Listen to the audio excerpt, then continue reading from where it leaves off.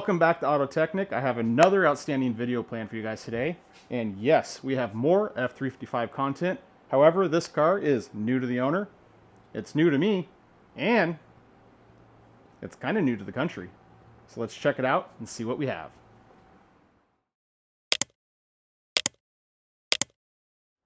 If you guys have been watching the channel for a little bit, you're probably having a case of deja vu.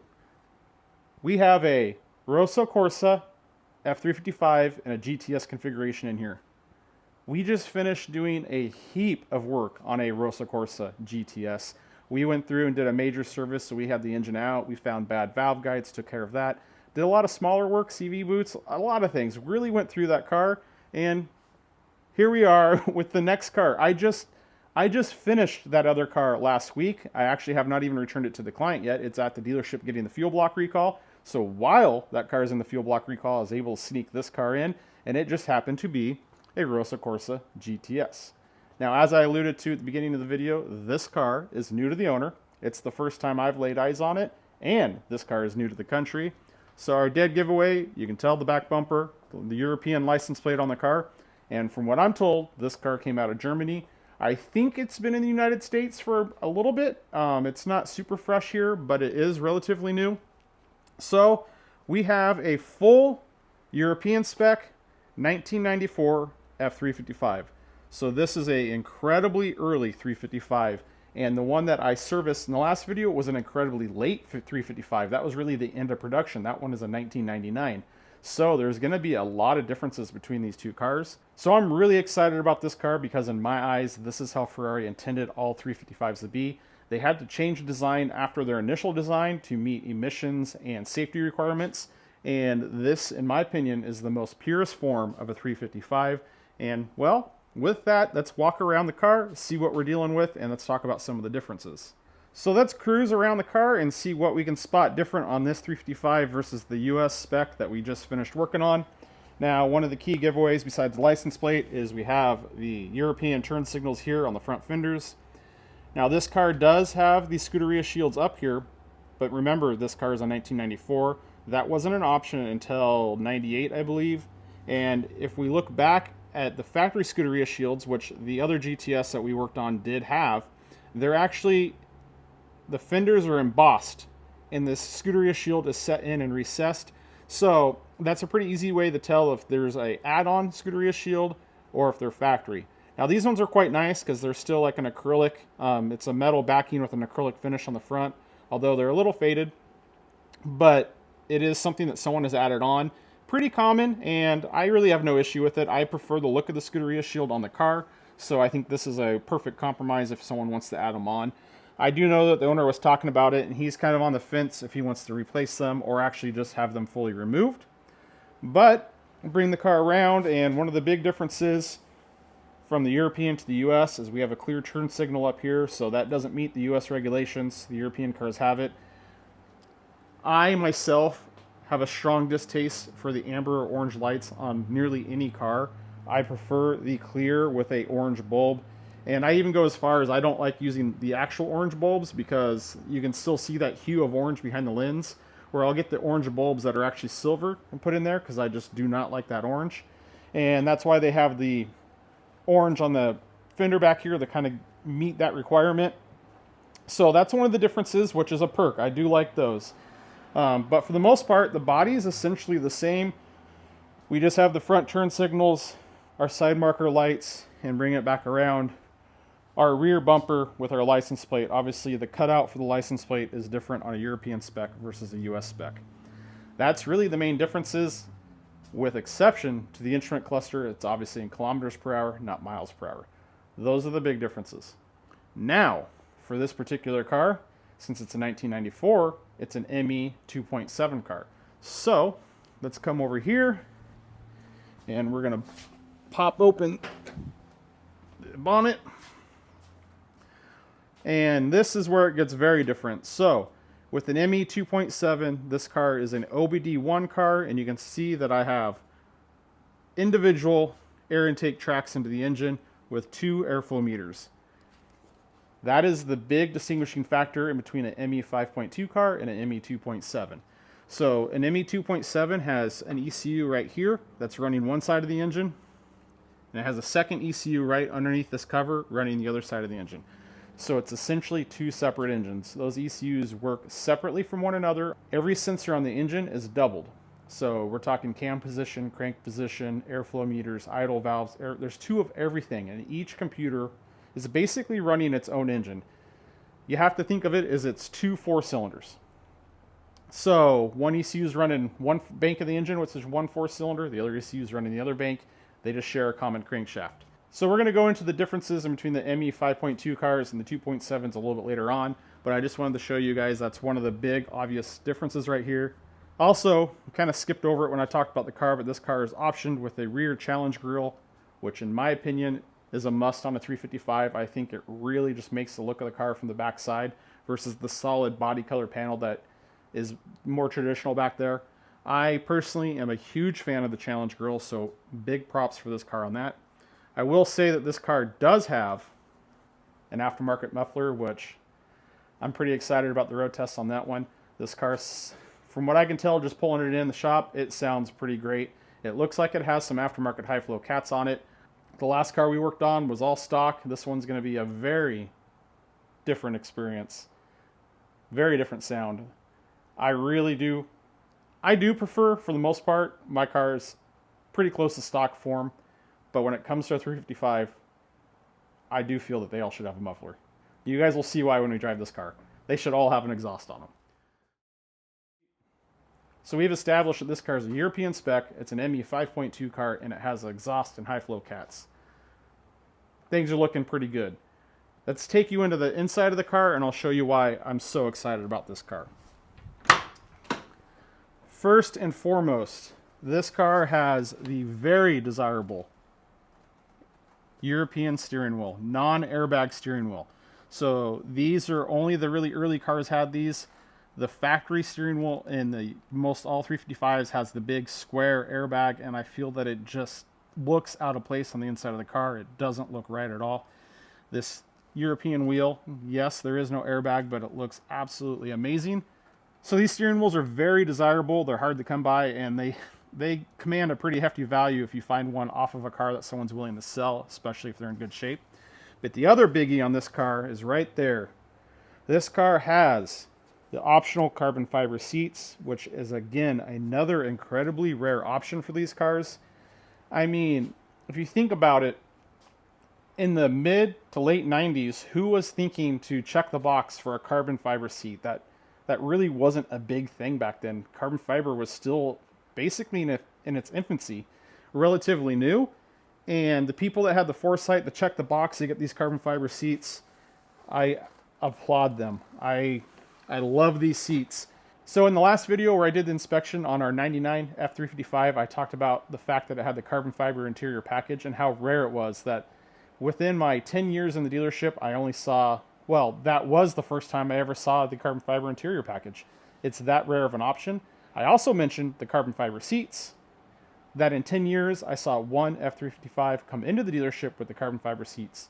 So this car right here marks the second car that I've seen in 10 years servicing these with the carbon fiber seats. Very rare options. Now, on top of the carbon fiber seats and the European spec steering wheel, we've already probably deduced that this car is a 3-pedal car, true 6-speed manual, because, well, the F1 cars didn't come in till 98, 99, and this car is in early 94, so it's a true 3-pedal car. So this car has a lot going for it. It's a GTS configuration. Berlinettas and GTSs are my favorites. It's a 3-pedal car. My favorites. It's got the carbon fiber seats. It's a big yes for me. It's got the good steering wheel. Yep. It's an ME 2.7 car, which makes more horsepower than a ME 5.2 car. We'll cover more on that later. Another check in the yes checkbox. And this car has high flow cats and exhaust. It's going to sound amazing. It sounded amazing pulling it in. So you can see that there's a lot going for the car. It's in pretty good shape. The interior is pretty sorted, pretty clean. However, this particular car happens to have 78,000 miles on it.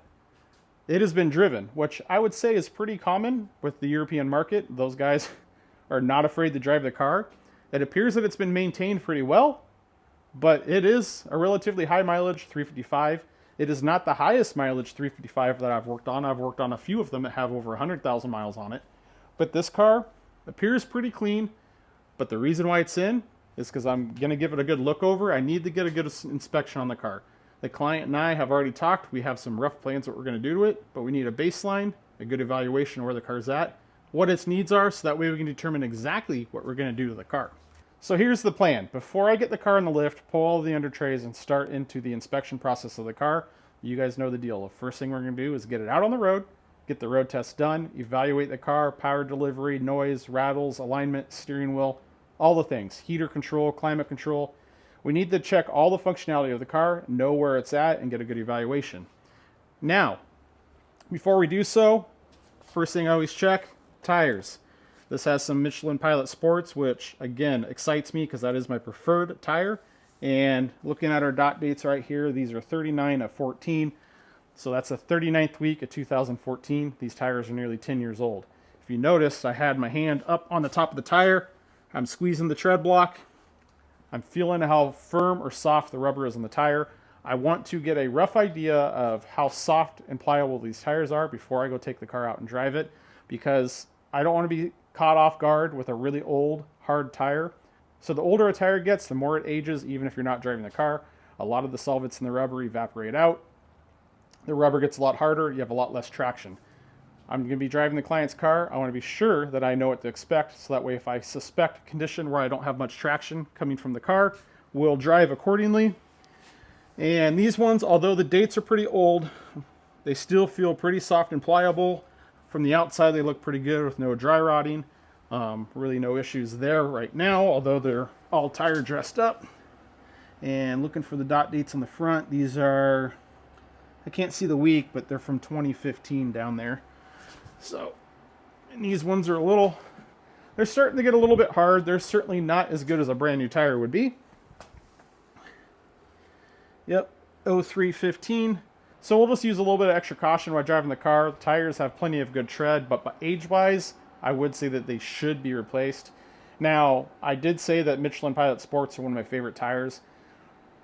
I like them for a lot of reasons. I run them on my own car, but one of the things that people don't realize, or one of the benefits from them, is the carcass of that tire actually is relatively lightweight, and you can save a lot of rotational weight on the car based on which tire you're choosing to put on the car.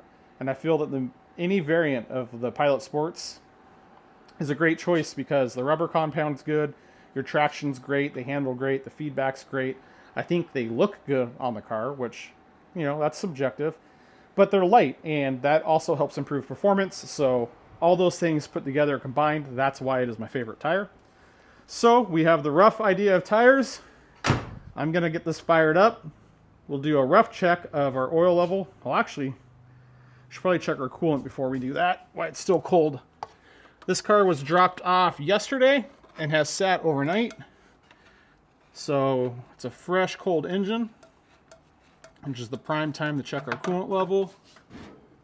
And it's, we got good level there. I'm happy with that.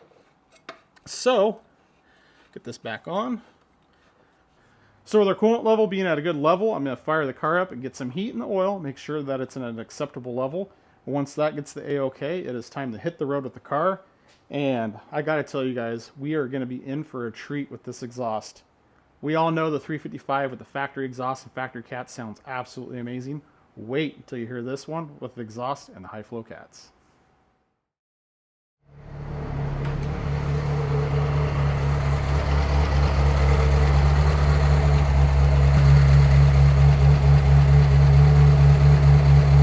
All right, we're good.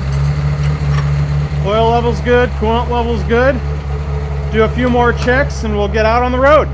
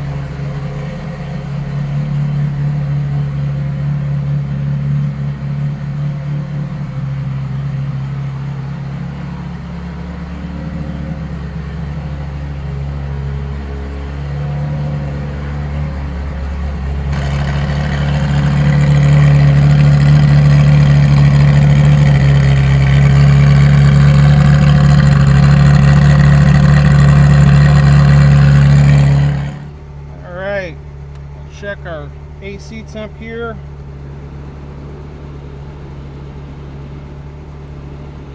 Sure all our vents are working. Oh yeah, that's right.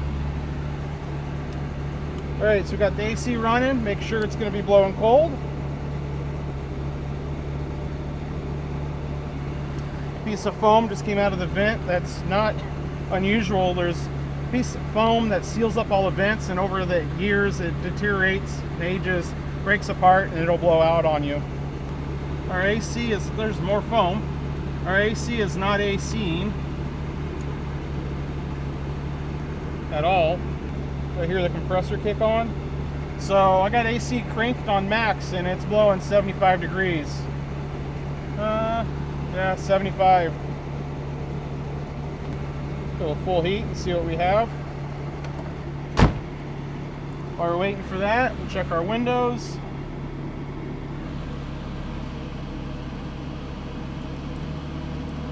Passenger window stuck about an inch or two from going all the way up.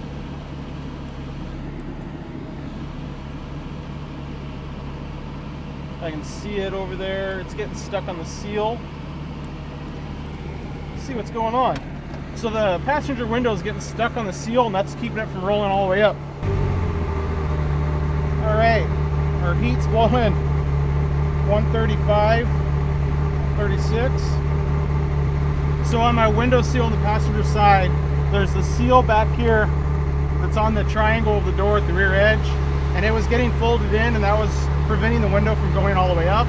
I found that the seal wasn't rolled over the body properly. I kind of wrestled with it for a little bit. I didn't get it perfect, but I got it to where the window can get rolled all the way up. Once we get back on our road test, we'll look at it a little deeper and see if it's a matter of the seal not sitting properly, or if the seal shrunk or torn or damaged and needs to be replaced. We'll have to determine what we need to do for that. We already checked all of our lights. We're on our door locks here.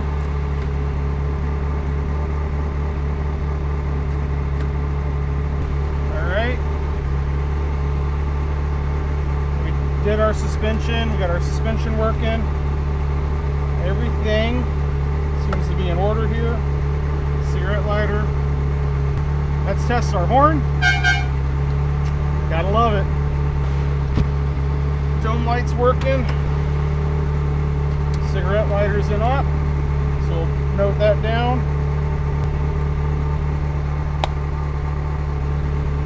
All right. I think we're ready to hit the road. Brake down.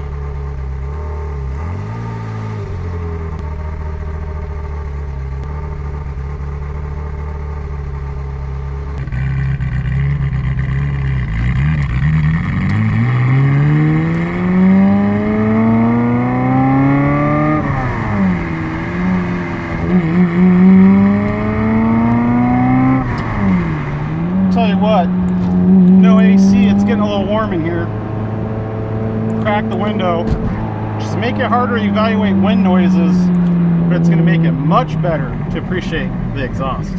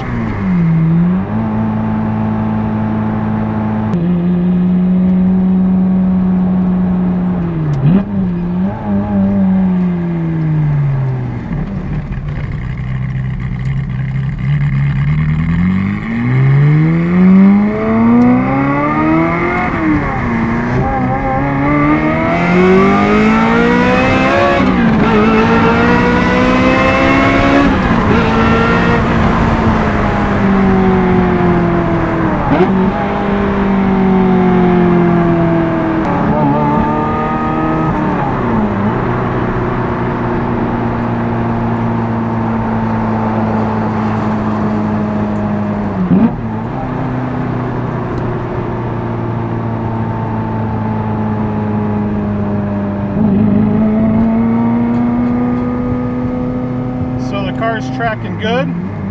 Steering wheel straight. Pretty quiet. I like everything I see so far.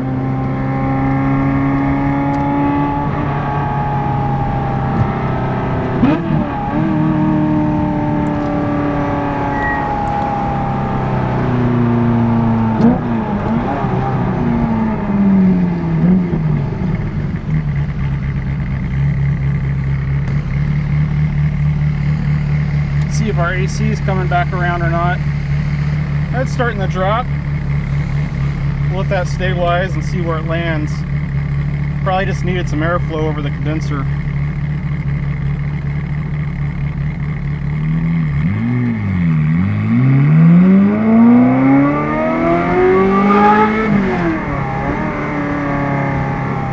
Man, every 355 needs an exhaust. They just have to have it. The factory got it right, they sound great, but with an exhaust, love it.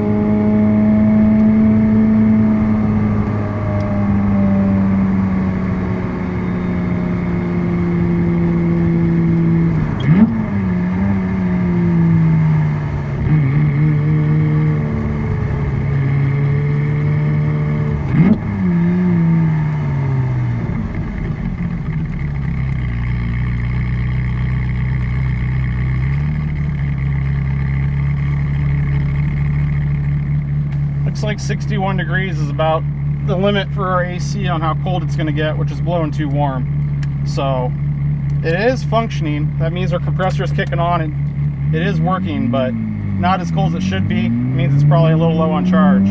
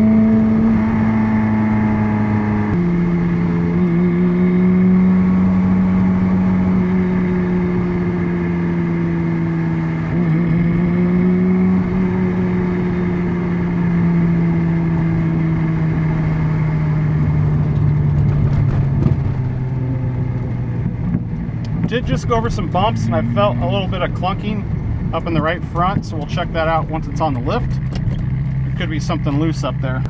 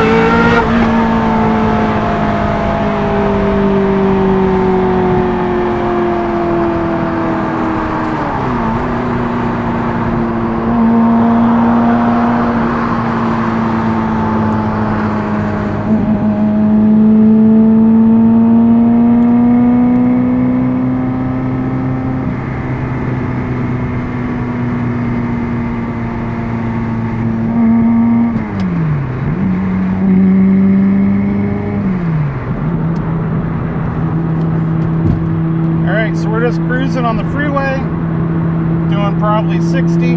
Got her in 6th, put the suspension in soft mode, got the windows up. I mean, the car is quiet, track's good. I just shut the exhaust down. So this does have a controllable exhaust for the exhaust bypass. I can choose to open or close it when I want. But there's no wind noise coming from the car. It's driving good. It's quiet. Very little on the terms of squeaks and rattles. This is impressive. 78,000 miles, and so far I really like what I see at this car. It's been driven, but it's been taken care of. Alright, enough of the boring mode. Let's get the exhaust opened up, suspension tight again. It's getting hot.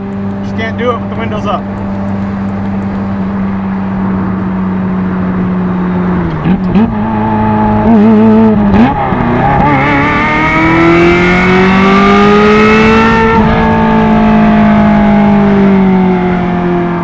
Test our ABS. ABS is working good.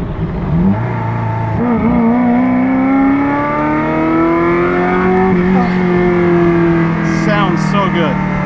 Love it. Everything tactile that you feel in here. You sit and you look at the steering wheel. It's so much better than the US wheel. You got the gated 6-speed. You got that flat plane crank just screaming. It's how Ferrari meant for it.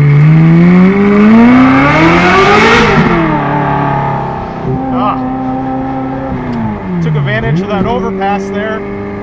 Get a little bit of that echo.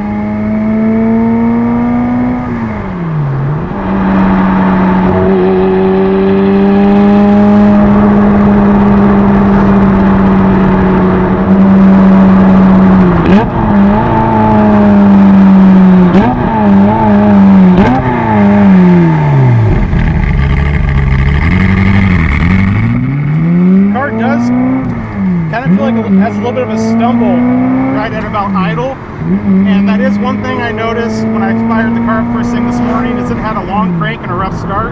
The customer also did complain of that and was sending me videos before I worked on it, so we're going to need to look into that, because right at idle it just doesn't seem just right. It seems a little off. There's no check engine lights, but that's not, you know, the true story of everything, so we'll look into that while we're looking over the car, and maybe we can find the root cause of that.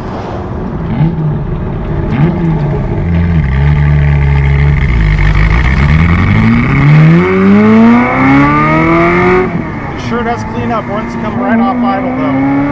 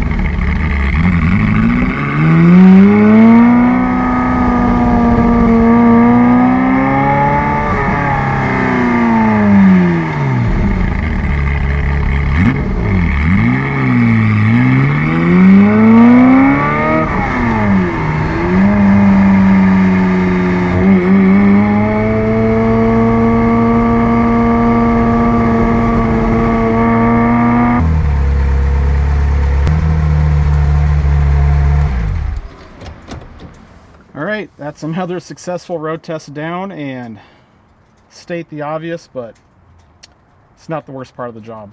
Pretty fortunate that the owners trust me with these cars and allow me to not only work on them, but drive them, evaluate them, and just a little bit enjoy them.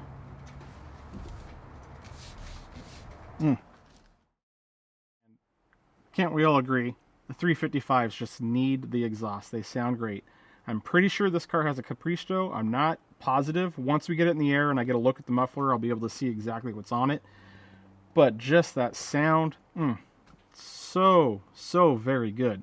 So I'm still inside the car because my next step is to get the car on my rack, get it lifted up, and honestly, it's with the rack that I have, or my lift, it's incredibly difficult to get the doors opened all the way, and it's even worse with these carbon fiber seats, so it's hard for me to crawl in and out of the car, and I mean, especially with the top on. If the top's off, it's a little bit easier. But I want to minimize that once I put it on. Truth be told, I actually have the car back quite a ways. You can see my lift posts up there. And I will leave the car in neutral, get out of the car, and push the car in position. That's how bad it is to get it wrecked. But I wanted to take a minute and just show you guys the interior and kind of what we found in the condition. We'll start with that back triangle over there is the seal that I was talking about that was preventing that window from going up and down. So we just noted that it needs a little bit more of an inspection, but overall the condition of this car, I think it's in pretty good shape. The leather, considering it's got 78,000 miles, is in really good shape. The big thing is it's not bubbling or wrinkling on the dash, which is a very common problem on 355s. Now, since this is a early European car with, as we've talked about, the glorious non-airbag steering wheel, rather than having a passenger airbag, it has a little cubby, a little tiny glove box, which is much smaller than it appears. And you'll notice that it has that little gas shock there to hold it open, which, as anything with age and years, it's lost its gas charge. So that's one thing we're going to put on our list, which is this little shock right there. It's not letting this stay up all the way. But, I mean, that's kind of a biggie. It's a pretty big, expensive endeavor to pull the dash and have the leather addressed. I think all the leather in this car, it doesn't show any major scuffs, tears, or anything. So it could probably just use a good detail and a good conditioning. You know, there's not too many wear wrinkles or anything on the seat, especially on these bolsters from getting in and out. All of the Alcantara inserts in it are in really good shape. And gotta love that. The Cavallino that's embossed in the back of the headrests. Nice touch. So, one thing I don't like about these carbon fiber seats, from a technician and service standpoint, is the seat belts. You can see that they run through the seat, and honestly that prevents me from putting my seat covers on the car and protecting them while I'm working on it, because, well, A, I can't get the seat cover over the backside because of the seat belt, but then I can't get in the car and drive it. Small gripe, but it is one thing that I particularly, I would say that's my only gripe on the carbon fiber seats. But you can see this car is still rocking our factory radio, which is cool. And one really nice thing to note is our finish on everything. This car has had all of the sticky no more addressed, which includes everything up here from our door pulls, all of this trim here in our window switches, all of these vents, even these small caps up here. I think the face of the instrument cluster, steering column trim. I mean, there's a lot of stuff in these cars when that finish gets sticky, and it is very expensive to take it all apart and have it refinished. But you can see how nice this finish is on it. It has a nice matte, almost kind of textured finish to it, and it looks just as good as factory. A lot of times this faceplate on the climate control, it lifts and bubbles, so that's obviously been addressed. I'm sure of it. There's no way it's made it that long. But you can see everything in here. The light's not that great, but the finish on it's excellent. There's not anything inside this car that I found is sticky, which is, like I said, that's a big expense. That all adds up quite a bit. Even the e-brake over here, which I kind of realize if you guys aren't familiar with Ferrari or 355s, this park brake, it's over here on the left side. It's a ratcheting park brake. So if we pull it up, you can see that it falls all the way back down the position. Because if it stayed up, it would really make ingress and egress a lot worse. So it's one of those neat little features of the car that if you go to drive it, you have the ratcheting parking brake, which for me, that adds to the involvement, the appeal of the car, It's on the left side. It's unique. It's one extra step you have to do before you drive it. In my opinion, it adds to the experience. All the later Ferraris, the parking brake might be in the center in a conventional spot, or the really new stuff, it's electronic. And yeah, it's great. It's convenient, but I feel that it takes just a little bit of that specialness away. I really like it over here on the left side. But we'll turn the key on and I'll show you another unique thing. If you notice, we have turn our climate control off. You'll notice we have 2 check engine lights and also 2 slow down lights. So the slow down lights are controlled by the CAT ECUs, and they're basically monitoring the exhaust gas or the catalytic converter temperature. And then our check engine lights, since we have 2 ECUs in the car, 2 banks, 2 check engine lights. So you can see bank 5 and 8, and 1 through 4. And bank 1 through 4 is the passenger side of the car, so the numbering is correct over there on the right hand side, and 5 and 8 over on our left hand side. Our suspension light is on. That's normal because I had the car in the stiff suspension mode while I was driving it. Nothing too fancy with our gauges. It's in kilometers per hour, not miles per hour. So the interior is in really good shape, and there's really nothing too notable condition-wise or functionality in here. A few small things. We saw we had that foam from the vents. That's pretty normal. Generally, we're not going to chase after that. We just note it. If we have the vents out and we're doing anything up in there, we could address and chase that foam issue now. But I would not really recommend just going after it just because some of that foam comes out. I would say, besides the interior needing a little bit of detail and some conditioning on the leather, the biggest thing to note in here is somebody went through and drilled some holes in these dash vents on either side. Who knows why? And they also drilled a hole up here in the shifter trim, which is a bit unfortunate because those pieces have already had the sticky no more done to them. But the owner is going to go through and replace them. He wants them to be original without the holes in them. And just, you know, who knows, maybe they had an alarm or something in here, something back in the day. That's a prime example of why I don't like drilling holes in cars, because it's cool when you install whatever it is you installed. Then years later down the road, once you decide you don't want it in there anymore, now you're stuck with holes in a piece of the car, which, depending on what part you drill into, could be really expensive or hard to find to replace. Fortunately, he said he was able to get those pieces, so it's not going to be too bad for him. So that really covers the interior. This is a really clean car, and then you add the consideration of the mileage on top of it. It's pretty impressive. This one's been taken care of, even though it's been driven. So I'm going to get the car on the rack, and we're going to jump to the outside of the car. All right, so the 355 is on the lift, and I'll take a second and show you just what I was talking about with the door. As you can see that the door is going to want to hit my lift right there, and that's about all the access I have to get into the car.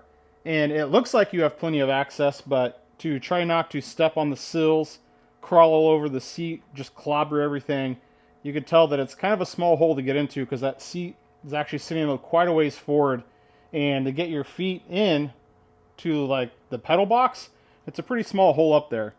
So generally when the car is already on the rack, I try to do my best from keeping from getting in and out of the car, just so I'm not crawling all over everything, because it's tight and it's a little difficult. So we've already gone through the interior. We know where everything's at. I got the car up on the lift, ready for a good, thorough inspection. However, just like my last inspection, there's some stuff that I need to go through that's actually pretty dull and boring. I need to shake down the suspension. I need to check all the ball joints. I need to check the brakes. But there's a lot of recording. I need to record the brake thickness. I need to document it. I need to document the tire dots. I need to check the tread depth. I need to pull the engine bay trims, all of the under trays, and the trim in the front up in the bonnet, so we can check a few things. So there's quite a bit of disassembly that I need to take care of on this car before we can get into the really, what I think is interesting stuff of the inspection. Because on this car, we're going to go much further than just a visual inspection. We're going to assess the health of the engine, so we're talking compression test, emissions test. We're going to get our SD1 hooked up. We're going to read all the faults out of the available ECUs, and really just comb over this car so that way we can let the client know exactly what kind of condition it's in, and if it's worth him to invest the money with what he has planned for this car. And I got to tell you guys, what he has talked about so far and kind of where we're headed with this project, I'm pretty excited about it. It's going to be pretty cool. So hopefully we don't see anything on here that alarms us. So far, I don't think we will. Everything that would be concerning on this car, we already know and have talked about. But before we can get to that point, I'm going to take care of these smaller tasks. So I'll see you guys back here in a minute.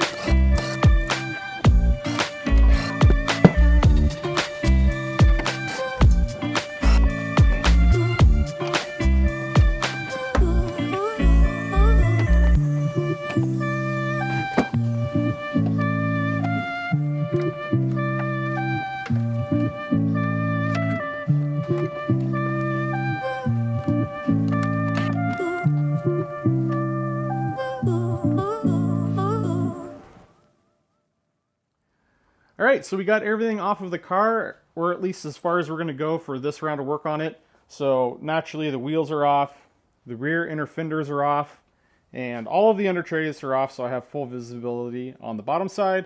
And we also took that carpeted trim out of the front trunk, so that way we can get good access to our HVAC box, brake booster, the recirc door, the shocks. A lot of those key items that we really want to get our hands and eyes on to really make sure that they're good.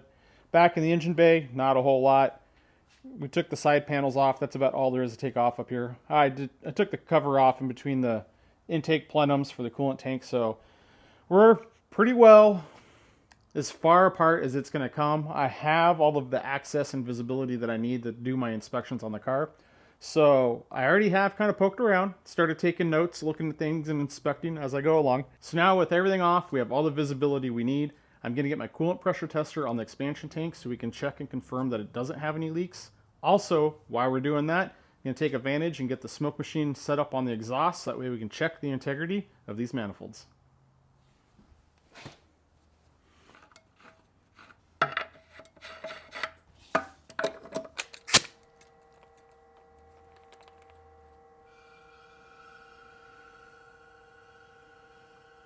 So I'm just running it up to 15 psi.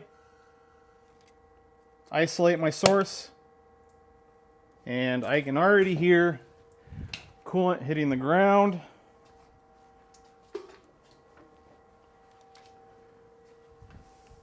Right over there. And oof. Right out of that hose that's running down. All right, well,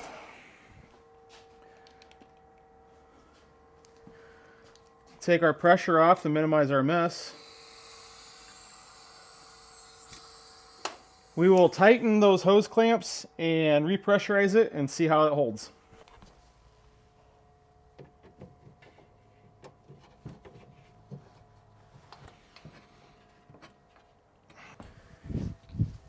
All right, try this again.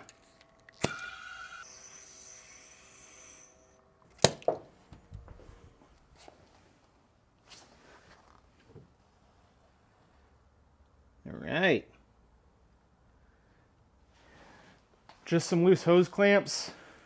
Only gave them maybe 3/4 of a turn, and our leak is gone. All right, so I just got everything mopped up from the mess I made, and while I'm waiting for that to dry up, I figured it was a good time to talk about exactly what I just found.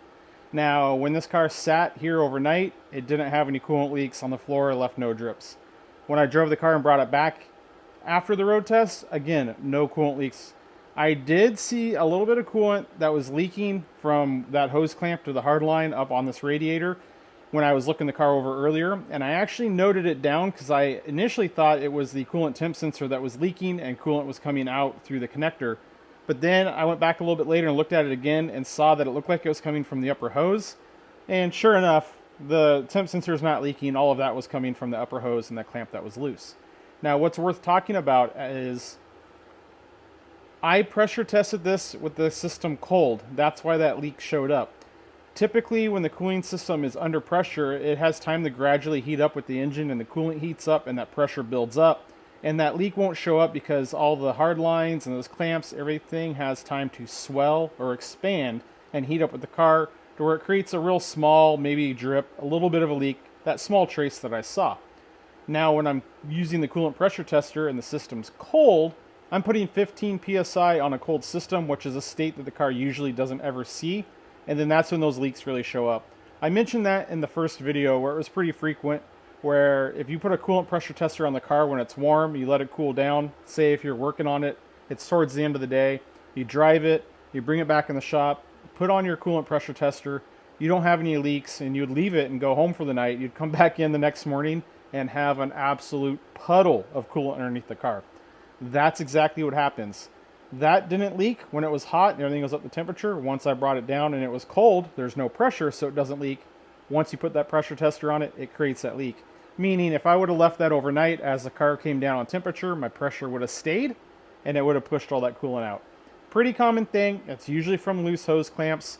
However, replacing coolant hoses with, it's common to replace them as a periodic maintenance on these cars. and usually upgrade them with silicone hoses, which we did do on the last car that I serviced. Since I spoke about that in a previous video and it just happened to me now, I figured it was worth it to grab the camera, bring you guys over here, and kind of talk about it in a little bit more detail. With that, I'm going to let that finish up drying up. Then I'll be able to take my coolant pressure tester off so I can close the bonnet, and then we're going to move into smoke testing the exhaust.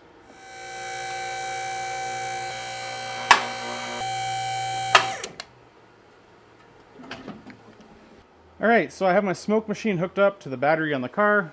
I got some light in here, and I took off this little brass cap right here, which I will say you got to be careful on how tight you tighten these, because if you over tighten them, it'll actually crack the top of this from that top piece right there. So you just want to barely snug these down, and when you take them off, do check and make sure they're not cracked. So this is our emissions test port here on our secondary air rail. This is a one-way valve, so this should remain shut, and all of our smoke is going to be forced to go into the air rail and distributed into the manifold, which is beneath this heat shielding. And back here, I just plugged the exhaust on both sides with some shop rags, and that's usually good enough for us to run the test. And we're just looking for any smoke that's permeating from the heat shielding of this manifold, usually up. You can't really see it because it's dark. Grab my flashlight. It's usually up there where it kind of wraps around towards the heads, but honestly it can leak anywhere. So I need to set you guys down so that way I can use both of my hands and check these exhaust manifolds. Alright, I got this running. You can see I got plenty of smoke going. We're just going to slide that right on there. Let this residual get out of here. And look over the system for any leaks. And usually when you see these leaks, by the time they fail, it's usually pretty profuse and you'll have quite a bit of smoke coming out. It's normal to have a little bit of lingering smoke around. But so far this one's looking pretty good.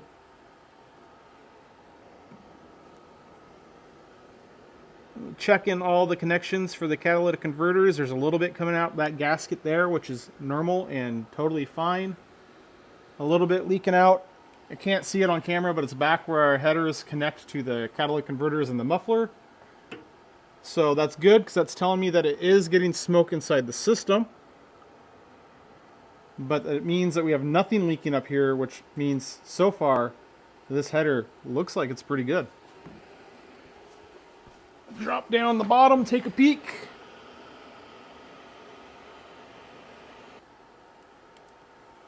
Alright, see if I can show you guys. If you look up there, you can see that smoke coming out from those connections, which I mentioned is normal and just fine. And we have a lot coming back there from where the catalytic converter goes to the muffler. And we're also leaking a little bit from my hose. But we're not leaking any from this exhaust manifold, which is ideal, because that is a pricey repair, and although those ones don't look too pretty, they're not leaking. The key is going to be the left side. I replaced these in pairs, so I need to have two good manifolds to deem them good. Let's move everything over, get set up on the other side, and see what we end up with. Alright, we got good smoke flow. We got our cap off, so we'll get our hose put on. Get our flashlight here. Just take a gander. I already have a little bit coming back out where the cats meet the muffler like we did on the other side. And just a whisper coming out from the exhaust bypass connection. But again, those aren't the areas that matter. The area that matters is our exhaust manifolds. It's looking good. I think we have a healthy set of manifolds, which is huge.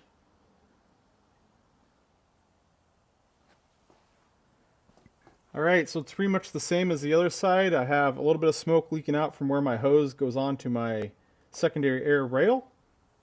And we have smoke leaking out at that connection back there, which is totally fine. And we have some for exhaust bypass right up there. But we have nothing coming out from this heat shielding, primarily back there where the primaries go into the cylinder head. That's usually where I see them leak out. Other leak areas can be where these little bungs are right here. And not so frequently as this seam. It's rolled over so tight. This seam right here usually doesn't show any smoke leaking. It's usually up towards the edge or the back edge of the manifold. if I can show you back up there, it's a lot looser where the exhaust pipes come out of it versus where they pinch it together there. So you can see it's looking pretty good. If it did have a leak, we'd see something like that. We'd be looking for that much smoke or more up here at the front. So this car has a healthy set of manifolds, which, like I said, is huge. Just parts alone for manifolds, whether you're going factory or with an aftermarket set, it's roughly $7,000–8,000. Parts only, not counting labor. So that's a huge plus on any car that I inspect when we get over the hurdle of the manifolds. So we know that these ones are healthy. It's a good peace of mind for the customer, and he's not going to have to worry about them for a while. All right, so we finished off last night on a high note. We smoke tested those manifolds. There's no leaks found, so that's a heap of money that myself or the client doesn't have to worry about. Now, I'm out here today trying to finish up the last tasks that I need on the inspection, but honestly, my day kind of got a little bit, I'd say, knocked out of sorts because I got word that the other 355 that we had at the dealership getting the fuel block recall, this is the car that I just finished doing the timing belt service on, that was ready for pickup, so I actually had to dedicate my morning, run up to the dealership, grab that car, bring it back home, and then the client for this car actually came over, which we had planned, and we went over everything that I found on the inspection up to this point and really what our planned scope of work is going to be on this car. I am going to show you guys all those items that we found and tell you our game plan, what we're going to do to address them, but before we can do so, we need to finish this inspection. So my task right now is, you can see that I have my SD1 on and I keep dropping my Motronic here, so we're going to just jump back. So I had it hooked up to both Motronics. Again, this is a ME 2.7 car, so I have one ECU for each side of the bank, and I can communicate with both of them right here, left and right. And we do have faults for our O2 sensors. This right here, this regulation out of range, and this generic fault. You can see that the fault descriptions on these early cars, they're really vague, and they only just kind of, essentially it doesn't tell me that I have a bad O2 sensor. It just tells me that I need to check my O2 sensor and see if its signal is functioning as it should and if it's in or out of range. And that it could be a perfectly fine O2 sensor, and that could be a problem with something else causing the O2 sensor to do that. The best analogy that I have is these faults are basically like zip codes. It just tells you the general region where to look, but you still have to have the skills and the knowledge of how to check that component, how it works, how to read it, what signal you should get to verify if it's working or not. So I've said it before, I really am quite fond of the SD1. I think that's why, because it's a little bit more involved. It requires a little bit more thinking to diagnose things with. So, other thing to note, our revolution sensor up here, those are our crank sensors. Those faults are always going to be there. They're there until we crank the car over and fire it up. The computer's not smart enough to realize that the car's not running, so it stores that fault. Much like the suspension lights that we see in these cars, where if you let it sit static long enough with the key on and the engine not running, it gives you a suspension warning light because it doesn't see any road speed. It's the same thing. So I have this up. We're going to watch not our errors, but we're actually going to watch my parameters, which is my live data out of the ECUs when the car is running. So the car is cold. It sat here overnight. One of the complaints the customer has, which I have noticed, is it has a long crank and a rough start. So I'm going to try to leave the car cold so that way you guys can hear it and see it, listen to it, because it just doesn't start that well, and that's one thing that he would like addressed. So we want to have our parameters up live so we can monitor it while we do that.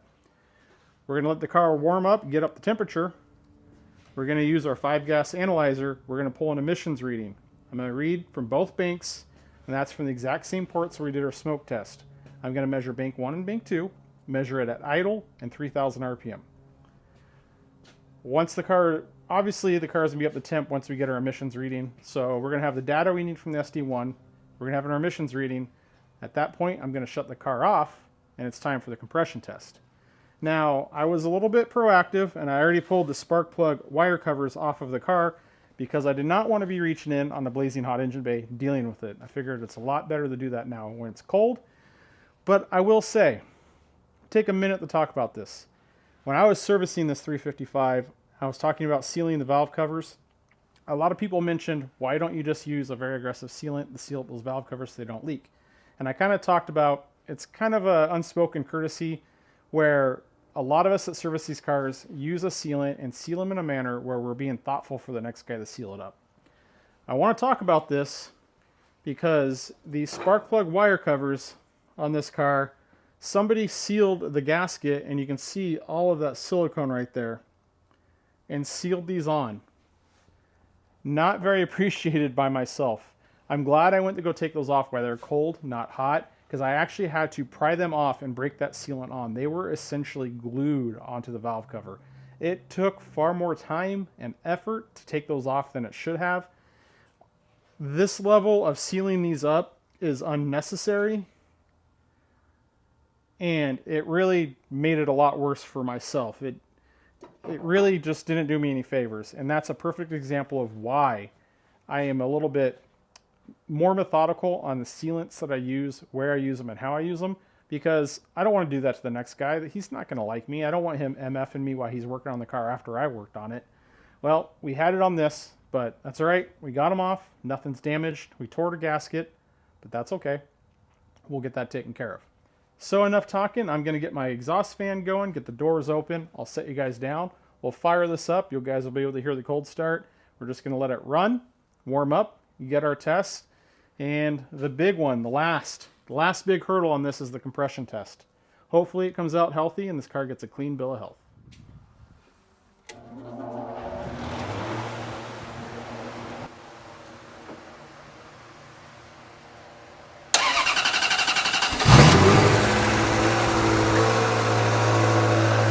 And of course it starts good. Go figure. You can see now that we got the car running, the revolution sensor faults go away on their own, and we're only left with our initial O2 sensors. So you don't need to worry about those. So we're going to let it run, warm up. Unfortunately, it didn't give us the rough start, but it did it for me the first time I had it, the first night. Also, the customer's giving me video of it that I can show you guys.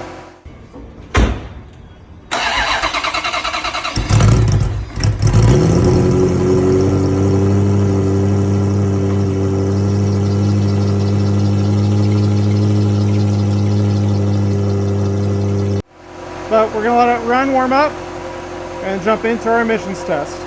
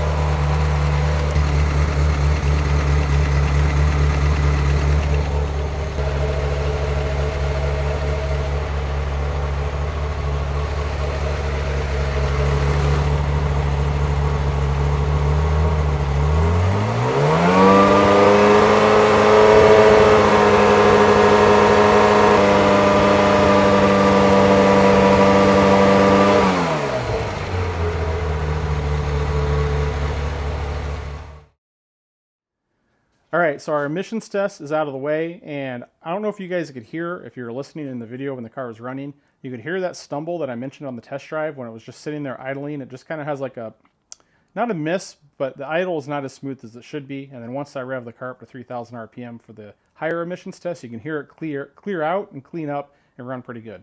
I could see that in the emissions as well, and honestly, the car's running pretty rich. It's not real happy at idle.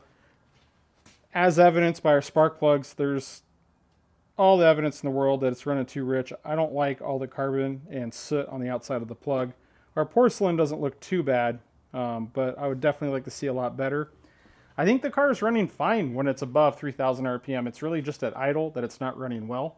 So we're about to jump into the compression test. We'll check the health of the engine before we kind of make an assessment of why our emissions readings are that way, why the plugs look like that.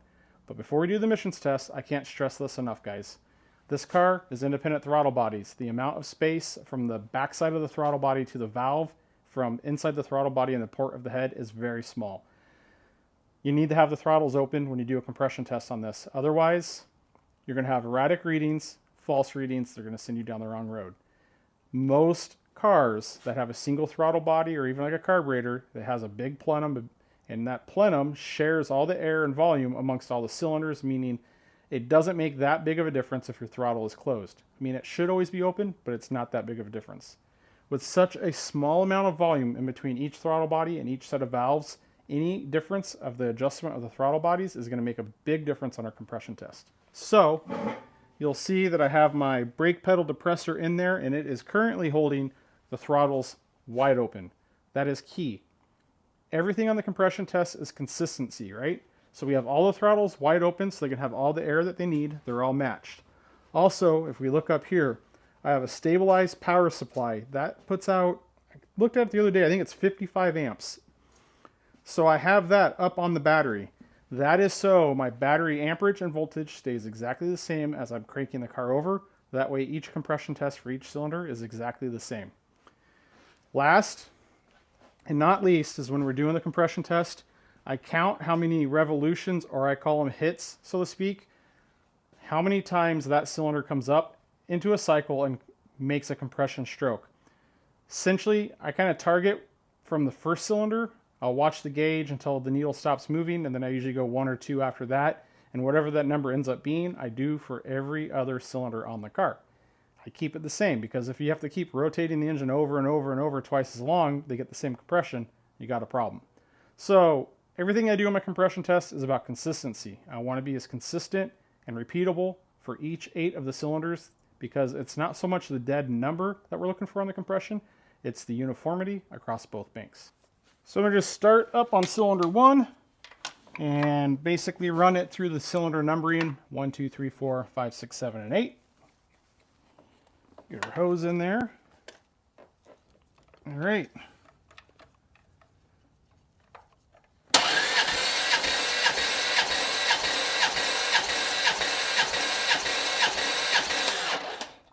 So I went 12 compression strokes on that, and we're looking at 220 psi, which is a good sign so far, because on the other 355 that we just finished up, I remember that my good bank, my strong bank, which was bank 2, all of those were 220 psi. My bank 1, which had the valve guide issue, or the majority of it, they were down in the 170, 180, 190 range. So hopefully we can string along 8 cylinders at 220 and deliver this client some good news. Doing cylinder 2.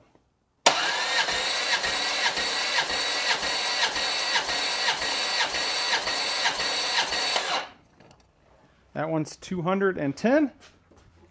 All right, cylinder 3.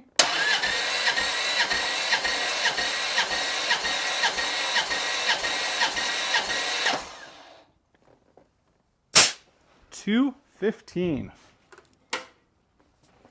Cylinder 4.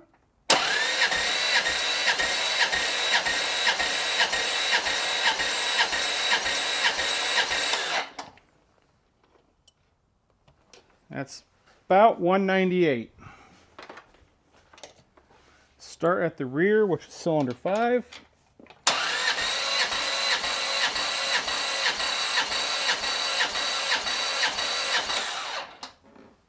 $220. Cylinder 6.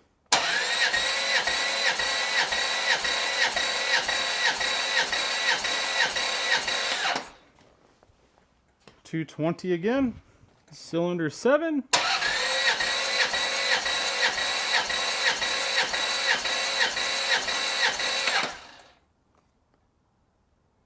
Wow.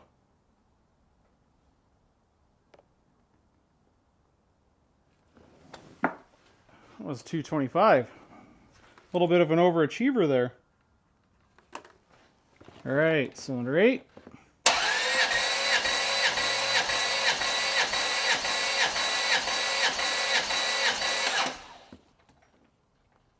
That one's 225 also. So I think cylinder 4 was our lowest at 198. And our next lowest, we'll look at our sheet. Cylinder 4 was our lowest at 198, and my next lowest is cylinder 2 at 210. My highest is 225. So let's check cylinder 4 again. Trust but verify.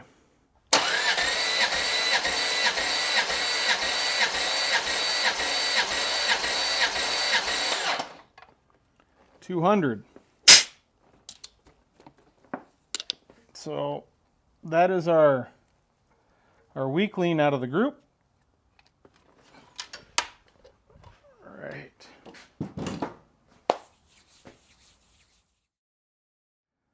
So our compression test is done. No red flags.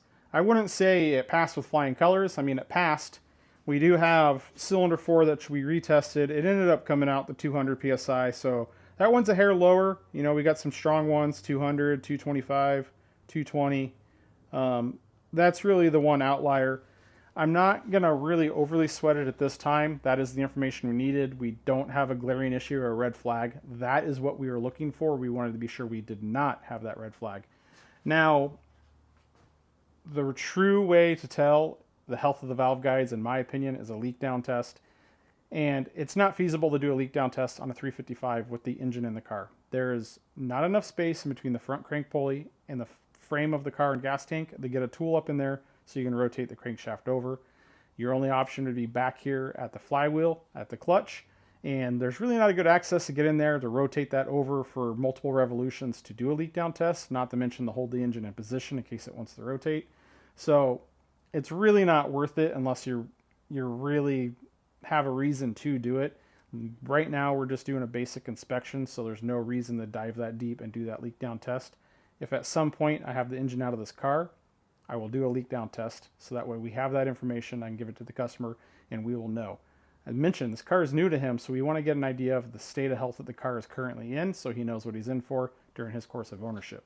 So now that we have the compression test out of the way, we've got our emissions tests off the list, we smoke tested the exhaust manifolds, we've read for faults, we made sure the battery is good. I've really gone through all of my checks and tests, and I've done my entire visual inspection on this car. I've crawled over it pretty extensively off camera, looking at things, noting things down. I actually have a pretty big note list of things that I've found on the car that need attention, and really trying to document and notate anything on this car that has deviated from the condition it was in when it left the factory. With 78,000 miles, you can probably imagine that list is pretty long. Unfortunately, because we spent the first part of my day today retrieving this other 355, that means I'm limited on time today, and I don't have time to walk over this car with you. I'm going to be back out here tomorrow. My plan for you guys tomorrow is we're going to go over my list of findings on this 355. I'm going to show you everything that I've found, the condition of it, especially the underside. There's a lot to go over. But more importantly, I'm going to talk to you guys about our plans for the car. I mentioned it just a little bit earlier that the customer was over here today. We did discuss the findings of the car and our rough plans. We have a pretty solid game plan. Now that we're through this compression test free and clear, I don't think there's going to be much that's going to derail us from moving forward with that plan, and I'm really excited to show you guys. So I'm going to see you guys back out here tomorrow, and I'm going to tell you what this 355 has in store. Well, good morning. We're back out in the shop, and we now have the time that we need to crawl over and comb over this 355, and I can show you guys all the findings that I found during the inspection of this car. Now I'm going to start with just a general statement over the overall condition of this car on my assessment of it.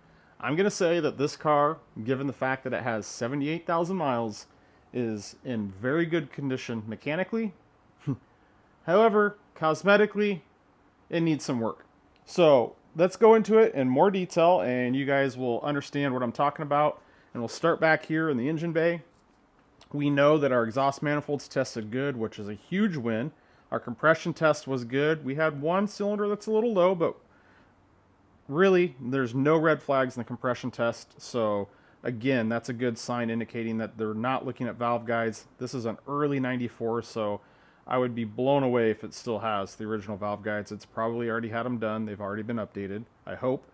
But really, items to note back here is essentially, first and foremost, we'll talk about anything that's rubber. So we're talking our rubber air inlet boots right there. You can see that they're cracking. These oil vapor hoses going up to the oil tank, those are cracking. A lot of the components back here that are made out of rubber, just from the heat cycles and the age of the car, they're starting to dry rot and crack, and they need to be replaced. Not all of the rubber stuff back here, but I would say the majority of it. That's not really surprising to me. These haven't torn all the way yet. They will, which is going to cause an unmetered air leak because we're bypassing the airflow meter. And that could cause a check engine light and some issues down the road. But everything is still there and it's still functionable, but it just needs a little bit of attention. Up underneath our coolant expansion tank, we have our gearbox oil cooler, and there's those two rubber boots on there that seal it up for the coolant to the gearbox oil cooler. Now there's two problems that I saw in those hoses. On the forwardmost hose, it's starting to swell significantly, which is an indication that that rubber is starting to give and it needs to be replaced. If you recall, I had the same finding on this car where I had to replace those hoses. But also, which is a common thing on these cars, is the rubber starts to break down or there's an internal rupture of the rubber on the hose. And what happens is coolant gets its way into the hose where there's the nylon threading or reinforcement, and it will start to wick out of that rubber hose. So where that white nylon is sticking out on the edge of the hose, right where the hose is cut, you'll see coolant where it's discolored, either green or blue or whatever color coolant you have in the car, and you'll just see a little bit of coolant there, and that is an indication that the hose is starting to give out and fail. And those gearbox oil cooler hoses are exhibiting that. So given the condition of all the rubber on the car and with that rubber hose, this is one of those situations where I'm going to recommend to the client that every rubber or every coolant hose on the car should be replaced. Give him the option if he wants to go back with OEM pieces or upgrade to a silicone hose kit. But nothing has failed yet. We pressure tested the cooling system. We did have some loose clamps, but it's only a matter of time. We have all the signs that they're starting to fail, and the last thing we want is for it to fail while the customer's driving the car going down the road. Now, I would say it's all cosmetic stuff, and it's not unsurprising given a car with the mileage. You can see at some point somebody has resealed the upper and lower plenums, and there is a gasket that goes in there, but they sealed it with orange silicone. So, again, very functional. It works. It's unattractive. Also, the finish on everything back here just looks off. And this is something the customer didn't like. If we look at the subframe, it kind of has like a hue or a gloss to it. I can see areas up here, like this bolt and this heat shield. Somebody's gone through and touched it up and painted it, and painted that hardware black, trying to spruce the car up a little bit. These plenums have an unusual sheen or shine to them. It should not be that way. Actually, I'll take advantage since we have another one back here. Bring it back, and we don't have the same light, but you can see how they have a dull satin finish on them back here. So is what I'm getting at is somebody's applied something to this engine and engine bay. If we come to our side trims, you can see how it's not uniform. It's kind of spotchy. You can see all those marks. And when I put these side trims back in the car, everything's, those side trims are sitting right there, and you can see everything on this cross member. You can see the plenums. It's the same thing on this cover for the coolant expansion tank. It really just doesn't look very good. So this is something that I saw frequently when I worked with BMW from detail shops back in the 90s. I don't know if this is what they did here, but I do know that I saw a lot of BMWs where they did this, where a detail shop would actually basically clear coat the engine bay. So that way everything has that nice, wet, glossy look. And it almost looks like somebody did something like that to this car, or it's some kind of protection agent for corrosion or something of that sort. Either way, it kind of brings the level of this engine bay down a little bit, where it makes it look a lot worse than it really is. And it's just a cosmetic thing, and it throws the eye off. And I pick up on it because I've had the benefit of working on so many of these cars, seeing so many of these cars, that it just doesn't look right. Also, the customer noticed it, and he doesn't like that either. But we'll circle back to all that a little bit later.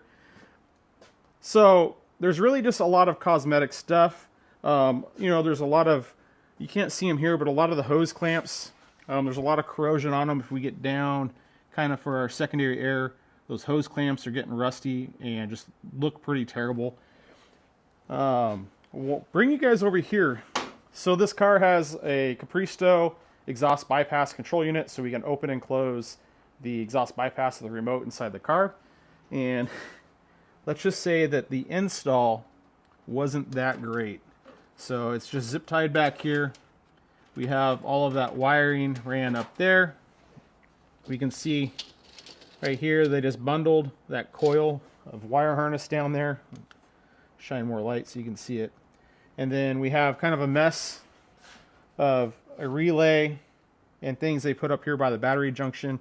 We can see there's just that butt connector right up there. They have also gone through and put a battery cable right here that just runs to our battery box right here because they didn't want to pull that shield off, which is only 3 bolts, and added all that stuff up there. So I will say all of that is far below my standards of what I deem an acceptable install, especially on a Ferrari. If that were my car, I'd really go through and do a lot of cleaning up on that. Is it functional? Yes. Is it pretty? No. There's no pride, there's no craftsmanship there, and it's pretty low effort. But it's functional. So we have all that noted. There's a lot of things. You can see our powder coat finish on the oil tank. It's all coming off, and it looks like it's been touched up with spray paint. I'll talk our valve covers. It's hard to see here when we get the car up a little bit. I'll show you guys a good view of those valve covers. But those valve covers have actually been repainted, not powder coated. And I actually have what they use. I'll show you.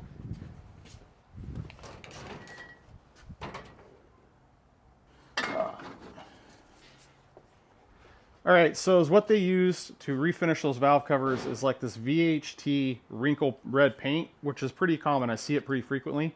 Now I know this is what they use because it's very difficult to get it applied and have a completely uniform finish in terms of the wrinkle across the whole valve cover. You'll see spots where it's heavy and it kind of sags, and that changes the wrinkle. Or there's spots where this is applied too thin and it doesn't wrinkle at all, and it kind of has a satin look to it, and that's exactly what's happening on these covers. Also, this color is too orange for what the Ferrari stuff is. So, I mean, it doesn't look too bad, but I can tell you from firsthand experience, not on Ferraris, but on other cars, I have used that, obviously, because I have some, but it does not last very long at all. My experience, it'll last maybe a year or two, and it starts flaking back off. The proper approach to do on these valve covers, in my opinion, is only powder coating it. That is the only way to go to where it's going to stay on and last a long time. But also, you're going to have the uniform finish where it looks nice. So with powder coat being the best way to refinish these valve covers, you can actually see that I've collected a whole swath of samples over the years of different textures and colors of red, so that way I can best match the factory valve covers, and also so that way the customer can get the finish they want. I will tell you that depending on the car and the year, that the color does change a little bit. So it's tricky to find one that looks just right and sits in the engine bay and you don't have any unusual finishes. We'll come back to this engine here, and you can see that this is the factory finish. They have not been recoated, and it's kind of a deeper, like more maroon red to it. I'm not the color expert, my wife is. She would tell us exactly the tones in them that are different. But if we come back to this one, you can see that they're just a lot more vibrant, a lot of a brighter red. Just, again, another thing to note, it's not pretty. There's ways around it. We can get them recoated. Not an overly expensive endeavor to get them recoated and have the spark plug wire covers milled back down to get the exposed aluminum on them. However, you have to have the valve covers off in order to do so, which generally the time you're going to be doing that is during your timing belt service. I think back here that pretty much covers it. Functionally, everything is good. Cosmetically, it needs a lot of love. I've gone through and checked all my shock actuators back here. All the actuators are good. All my gears on the shock are good. Same thing on both sides. Neither shock is leaking. And everything's pretty much in order and looking as it should back here.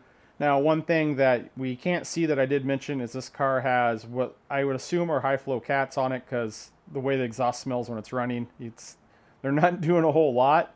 But they look like they've been adapted to the car is the best way to say it.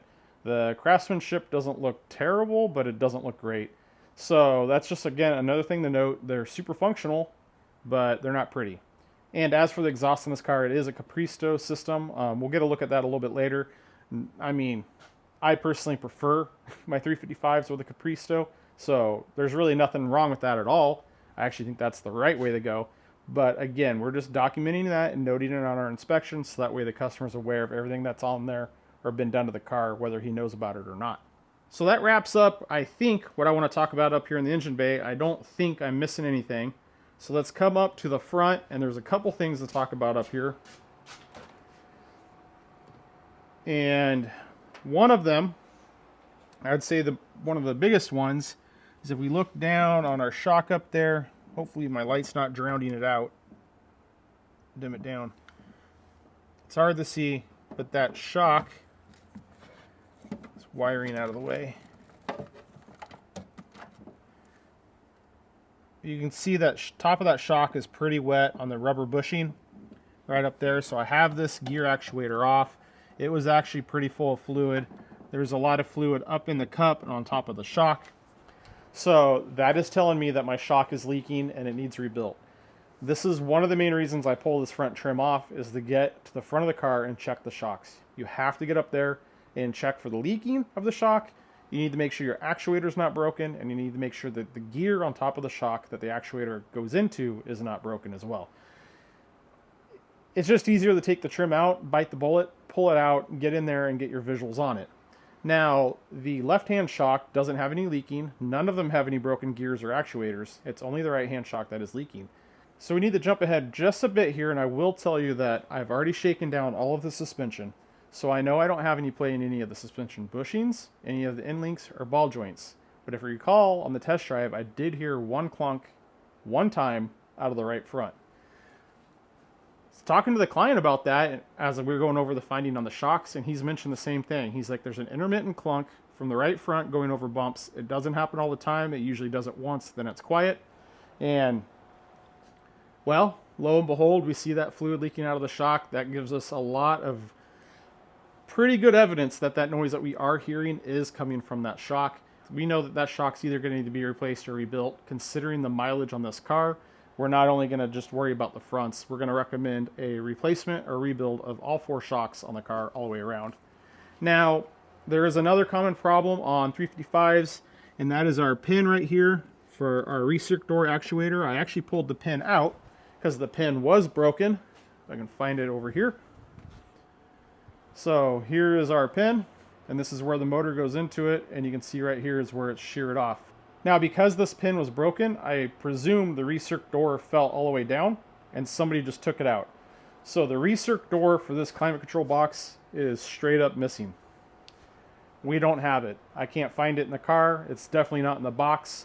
It's not a huge thing functionality wise, but it is missing, and it is something that if the client wants to address, we're gonna have to try to chase that down. Plus, replace this pin, but we would replace this with the updated brass pins so we don't have to worry about this problem down the road. And really, up here in the front, that's pretty much everything. We noted on our inspection that our AC blows warm. It's probably just low on refrigerant charge. I do have evidence of that on the AC compressor where the lines go onto the AC compressor. I can see some residual dye from the AC where it has been leaking. I will take a second and show you guys that this, since it's an early car, it's a Tevis, so it doesn't have the Bosch ABS system, meaning we don't have the normal vacuum booster up here in the normal master cylinder. This runs an electric pump and accumulator to build your brake assist with your master cylinder attached. So it's a little bit different of a system because it's an early car, and I just wanted to note that because on the last car that we just worked on, it's actually a Bosch system, which has completely different setup. And I actually have the ability to get the ECU or the SD1 hooked up to it, diagnose it, read faults out of it. This system's far more primitive. All right, I think we've covered everything in the front and in the engine bay. I'm gonna get these lids closed up. We're gonna get the car raised up a little bit, and let's jump underneath and take a look at the undercarriage and suspension of the car. Okay, so a second ago I mentioned that I already shook down all the suspension and we had no play. There's no bad ball joints or bushings. So a lot of what we're going to talk about up here is really cosmetic.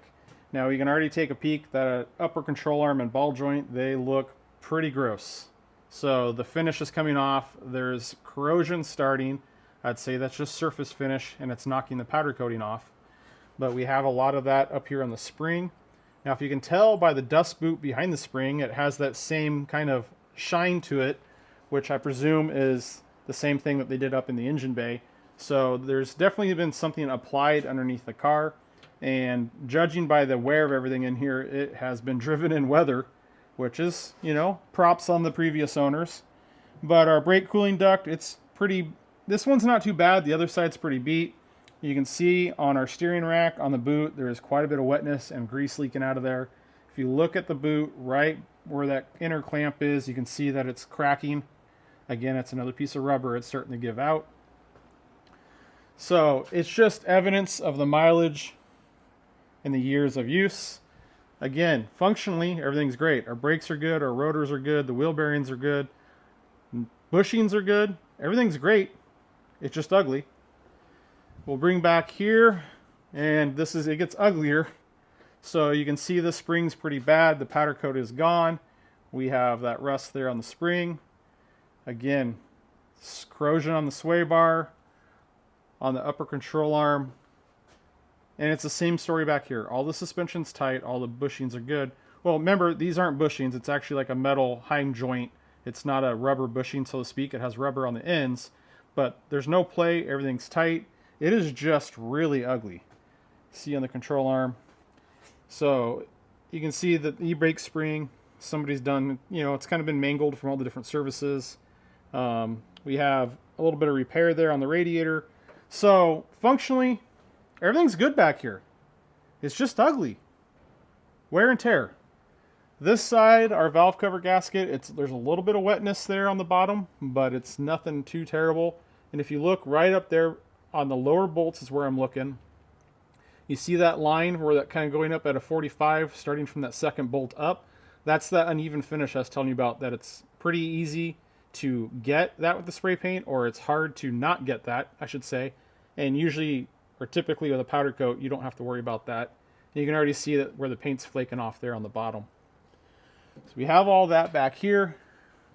Again, like the hose clamp for the fuel vent, just it's got corrosion. It's a little bit ugly.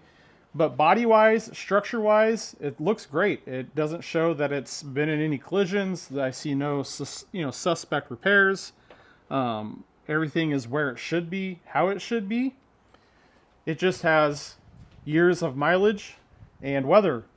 That's all, really. Again, over here on the right-hand side, and it's the same thing. You can see where they sprayed everything in here. We got our shock body. And everything's here and in order. Just a little worse for the wear.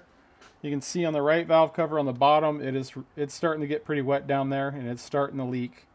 So considering the fact that valve cover is starting to leak a little bit, we also have that finish. Just things to keep in mind when we develop our planned scope of work on this car. But we come back here, and just some TLC and some cleanup, and this thing would really come around. But again, this is a 78,000 mile car that's been driven, and I would say everything that we've found on this car to this point is subjective. We got the wheels over here, and I believe right there we have, grab my light. If you get in there, we have a cracked wheel insert. Again, very common. We can replace that separately. So if you have the wheels off your 355, check your wheel inserts, make sure they're not cracked. And again, same thing up here. Corrosion, surface rust, it's dirty. You can see that brake cooling duct's pretty beat. And, you know, calipers are just dirty. Wear and tear. That's all we have, wear and tear. So let's grab my chair and we'll jump underneath of the car. Only have so many hands here. There we go.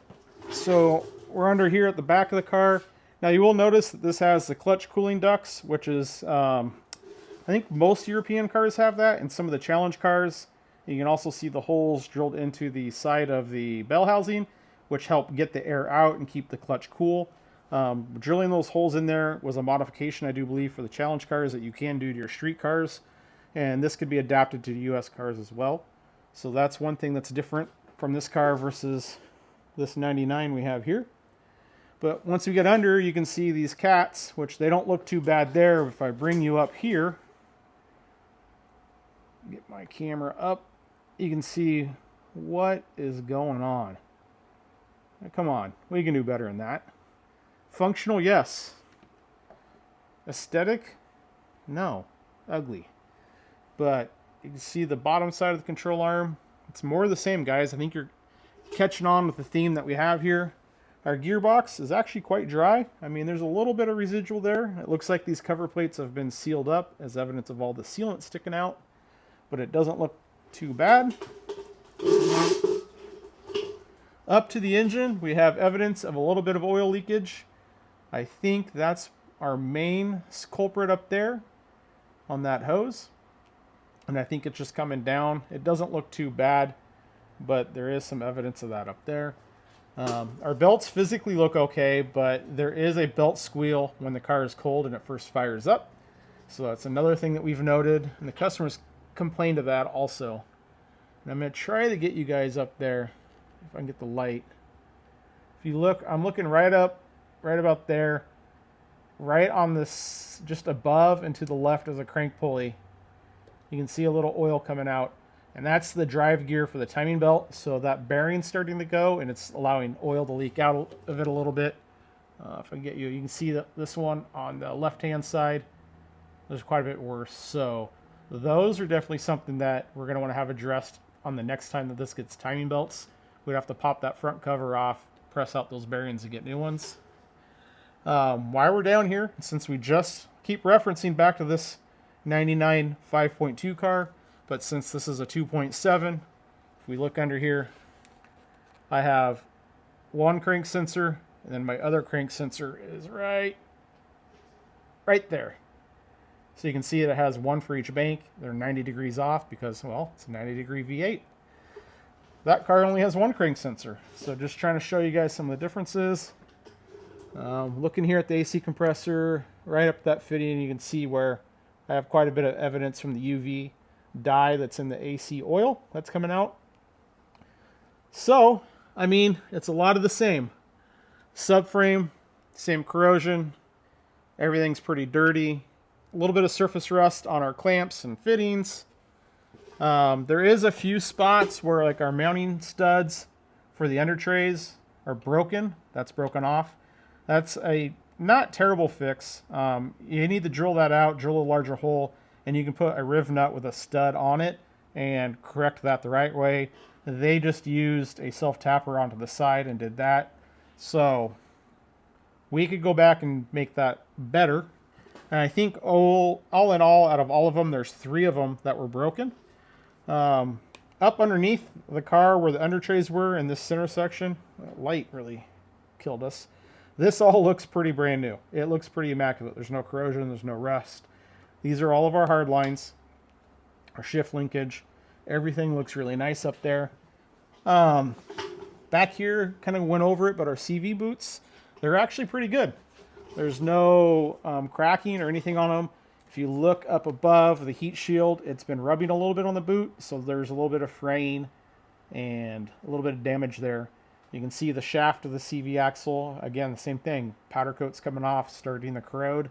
So just like everything on the car, fully functional, a little ugly. Let's take you guys up here to the front, and we're up here on the right front, and this is worth talking about. So you can see coming right out of our steering rack, there's a lot of grease. It's coming down from the car. It's actually dripping on the ground. You can see everything's pretty wet up here. A little fluid leaking off our sway bar.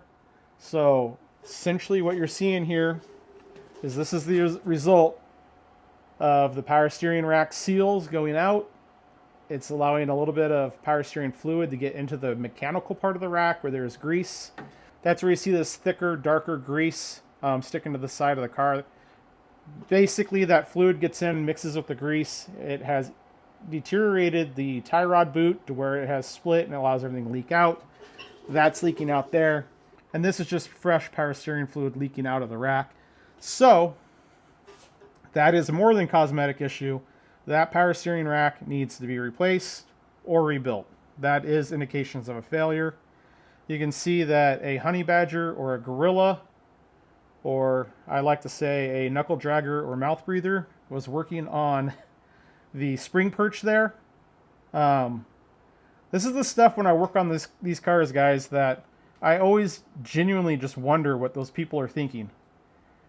And I know that sometimes we don't have the exact tool that we need, or we get in a bit of a pinch, but clearly they started the damage that as they are working on it and had no regard for it whatsoever and just kept sending it.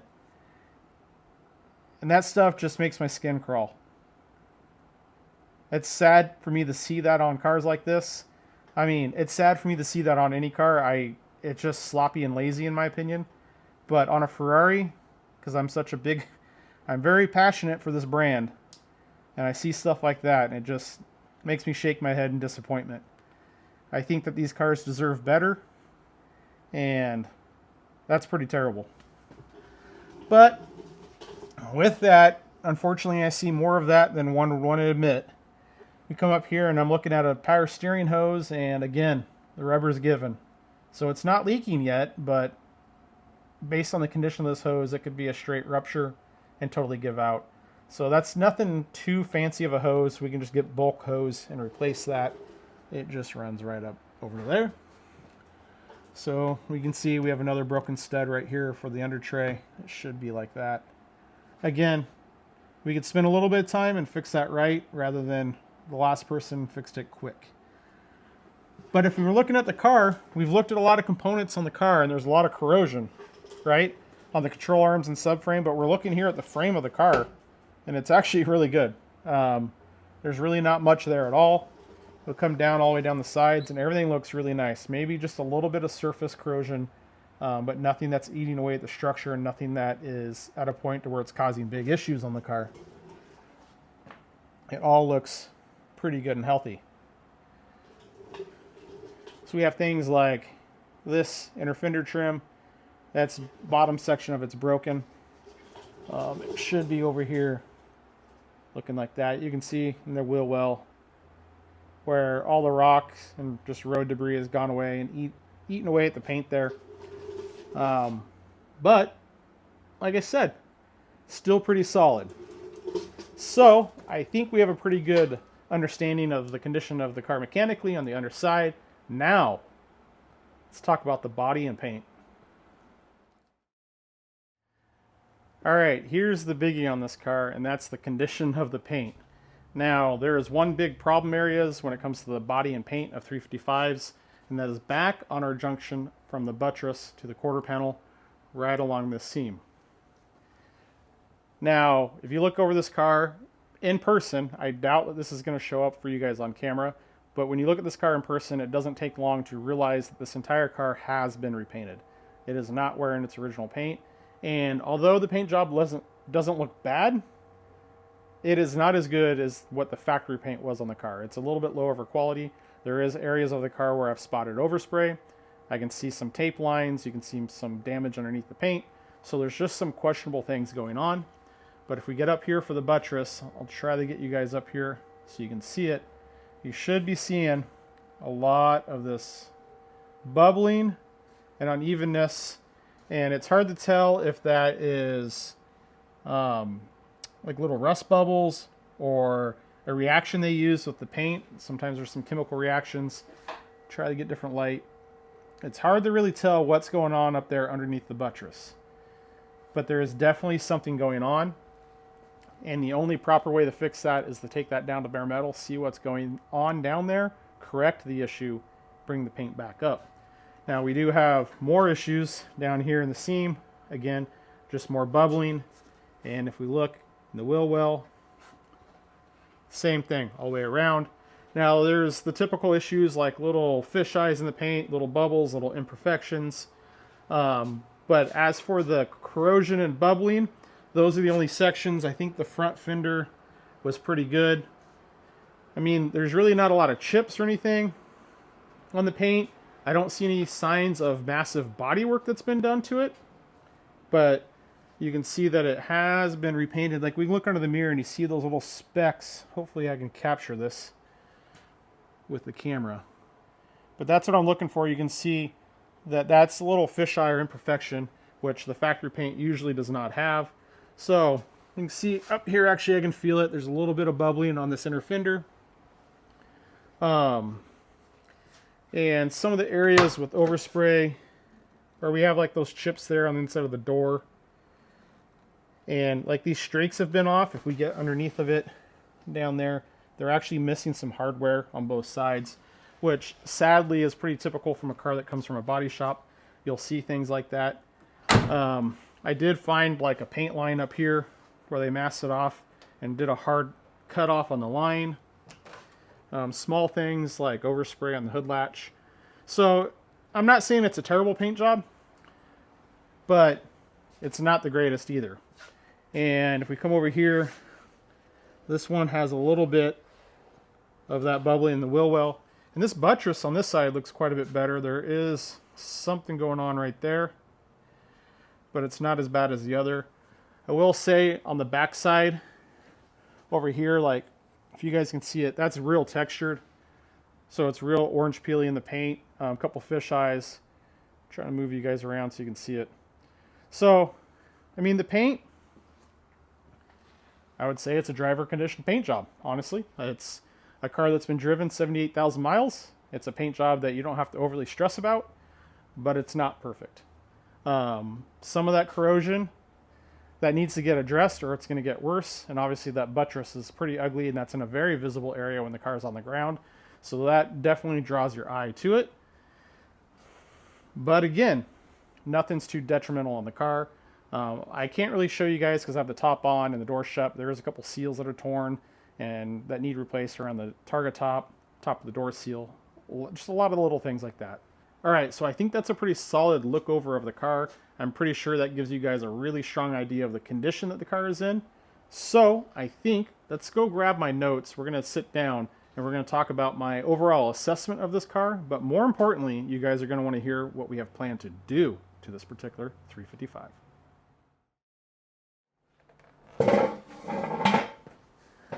All right, so we've had a really good look over of the car. I've ran you guys through a lot of the major things that I found. We've pretty well picked it apart, mostly on the cosmetic condition of this car. What's my overall take on this car? Well, it has a healthy engine. It has a healthy gearbox. The car has 78,000 miles, and honestly, it's in really good shape mechanically. It actually only needs a few things if we're just talking about mechanically. There's some things that we would want to do that are proactive, like a lot of the rubber hoses, but they haven't really failed yet. So depending on one's approach, they could decide to wait till they fail, or they could be proactive and replace them. But right now, functionally and mechanically, the car is in great shape. Now, cosmetically, it has a lot of issues with the paint. It has a lot of issues with the powder coat on the control arms, the subframe. Really, almost everything on the car isn't pretty. So what does that leave us with? We have a early 2.7 Motronic 355, so it is a bit more desirable than the later 5.2 cars. It's a true 3-pedal car, and it's a GTS. Yet again, it's more desirable. It is a non-airbag car with the non-airbag steering wheel. Those steering wheels pull in a pretty good premium just by themselves out of the car, if you can even find one. It's a very desirable item. So again, it's another thing on this car that makes it really desirable. And it has those carbon fiber bucket seats. If you take all of that into account with the 2.7, it's a Targa, it's a 3-pedal car with the carbon fiber seats, non-airbag car. It's a very desirable and hard to find configuration of a 355. So it happens to have 78,000 miles. Some people don't like to have mileage on their Ferraris. Other people love to drive them. I love driving Ferraris. So if I see a car with 78,000 miles, I think it's great. I'm glad that people have been out putting the miles on this car and enjoying it. However, it seems that this owner of this particular car and myself are very similar on how we like our cars, because I prefer my cars to look brand new and look like they have no mileage on them. However, I don't mind what the actual mileage is, if that makes sense.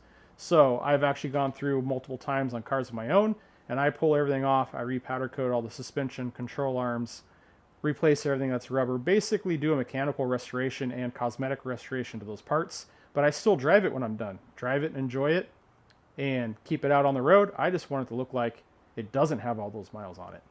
So with that being said, on this particular 355, before this car came in, the client and I talked about our rough game plan. We kind of knew what we were going to do, but we wanted to do this inspection so we can confirm that it was going to be worth it on this particular car. So first and foremost, let's talk about the timing belts on this car. We do have service records for the car, and the last time it received a timing belt service was when it was in Germany, and that was back in 2022. At the time of filming this right now, it is 2025, so that puts us at 3 years. Now, Ferrari does recommend 3 years on the timing belt service. A lot of clients like to push them off to 5 years and beyond. I'm not going to get into the debate of when a car should get timing belts. However, I will say that when you get a car, and such as this, especially with this mileage, given the fact that it's right at the 3-year mark from the last belt service and it's new to the owner, it would be smart for him to go through and do a timing belt service. That way we know everything is correct. We can get our hands and eyes in there, make sure everything's the way it should be, especially considering the mileage, and have a good known starting point for his current ownership. The client is on board with that. We are going to move forward and do a timing belt service on this car. However, we're going to go much further than that. Our rough game plan on this car, and I'm really excited about this. I am going to be removing the drivetrain and engine essentially for a timing belt service. I'm also going to be removing all of the front suspension from the car. So the control arms, the hubs, I'm going to pull the steering rack out, everything down to the body of the car. Same thing back here, drivetrain will come out. For the body of the car itself, right now our plan is to get it on a dolly or cart, and the car is going to leave the shop. He is going to take the car to his body shop, and this car is going to receive an entire repaint. And all these issues in the paint that we just pointed out, he's going to have fixed. All those areas where there's a little bit of surface corrosion, he's going to have that removed, corrected, and fixed. The body of the car is going to be immaculate, freshly repainted. I mentioned there's a lot of things with seals and other trim items that need to be addressed and replaced. He's already collecting all the parts for those. All the target seals are the door seals, new ones. The Pininfarina badges, he already has new ones for that. Essentially, we're going to be doing a restoration on this car. It is more so cosmetic than mechanical, but we're going to move in, do a timing belt service on the engine. I don't see any reason right now why we're going to have to pull the heads, but once the engine is out, we will do a leak down test, and I will be sure that the valve guides are good. If the valve guides are good, the heads stay on, and we clean everything up. What we will do, though, is we have planned to do a lot of dry ice blasting. So we're going to bring a mobile blaster here. They're going to blast the bottom side of the car. They're going to blast the engine. I'm actually going to remove the engine. They're going to blast those areas as well. And that's going to let us evaluate the condition of the car and what needs to be refinished or recoated. Now, let's talk about the engine and cradle. We're going to pull the engine from the rear cradle of the car, much like the front. I'm pulling all the control arms, all the suspension, everything off, stripping it bare down. The customer is going to take those parts and get them repainted and powder coated as needed. So I'm going to take all the control arms off. I need to press all the bushings out. Everything's going off. Sandblasted down the bare metal. All the rest will be gone. Re-powder coated back to a satin black finish that match the factory finish. Once all that stuff's done, it's coming back here into the shop. I'm going to be reassembling it, putting the car back together, and getting it back on the road. All the hardware, we're going to be getting it re-zinc plated or replace it. All the hose clamps, new hose clamps. All the rubber hoses, new rubber hoses. All the P-clamps, we're going to replace those. Basically, we're going to go through, and the objective or goal is to erase the mileage on the car. We don't care that the car actually has 80,000 miles on the odometer. That doesn't matter. We want it, when you open this engine bay and look at the engine, it looks like the car back behind us, where it just doesn't show all those years of mileage and hard driving. He wants this thing to look tits. So things like that exhaust bypass wiring, we're going to correct all that. That janky battery terminal through the heat shield, we're getting a new heat shield replacing that. All of these side engine trims, he already has new ones, so we're going to take our plates off of these ones, rivet them onto the new ones, put brand new ones on. The heat shield above the muffler, he already has a brand new one of those. We're going to replace that. So this is actually going to be an outstanding project that I'm very excited about, guys. A lot of detail, And really, we're just going to be refreshing this car, and I can't wait to see it when it's done, because honestly, in my opinion, a 94 Euro-spec, non-airbag, 2.7, 3-pedal car with carbon fiber seats, 100%. It's a GTS, 100%. This is the car that it's worth it on. This is a desirable and rare spec, and I am all in on this plan. I'm actually really looking forward to it. So we need to talk timeline on this plan, because this is clearly a very big project, and we all can tell that I don't have a lot of space here in the shop. I have commitments to do several more Ferraris before I can actually get this car back in line. At the time of filming this video, we're rolling up onto springtime for the summer. And based on what I see from the car, there's really no reason why the client can't continue to drive the car through the summer and enjoy it. It does have some needs. There is some things we need to take care of. But I think you'll be fine using the car for the summer. So our tentative plan is to get the car put back together. I'm going to return it to the client. He's going to drive it and enjoy it for the summer. That's going to let me get through my backlog of other cars that I need to service. And then this fall, the car is going to come in the shop when we're on the off season, especially here in Seattle, where the weather turns. And that's where the car is going to get disassembled, broken apart. All the stuff that needs to go to the powder coat is going to go to the powder coat. All the stuff that's going to paint, it's going to paint. The car itself is going to go off to paint. And while that's getting done, I'll be here left with just an engine and boxes of parts, doing a timing belt service, and honestly, whatever else this car needs. So the scope of work that we have planned for this 355 is really exciting for me, and that's because although I worked in a dealership for 10 years servicing these cars, we didn't do a lot of restoration type work. It was more of just the routine service and repair. However, if you guys have hung around my channel for a little bit or seen some of my past projects, I would go to work during the day and work at the dealership on these cars all day long, and then I spent my free time at home here in my shop doing this to other cars. So one of the other cars, two of the cars that are actually in the shop have all the suspension off of them right now. Everything was re-powder coated, all the bolts and hardware was re-zinc plated, all the rubbers being replaced. It's the two other cars you see here under covers. One of them's an E28 M5, the other one's a 2006 STI. So doing that restoration work is what I did at home. I've done it for 20 years, and it's something that I love doing. And now I get to do it on a Ferrari, where I get to blend what I did daily in my hobby at home. I get to blend them together, and I get to do it on the cars that I know so well. So I am very excited about this opportunity, and I cannot wait to see how this project's going to turn out. However, we are going to have to wait a little bit for it, but I promise the car will be back. We'll be digging into it, and it's going to be a great series of videos on it. All right, for those of you that have made it this far in the video and you're still watching, I do want to thank you again and just let you know how much I appreciate the support that you're showing me, the support that you're showing the channel. It really does mean a lot.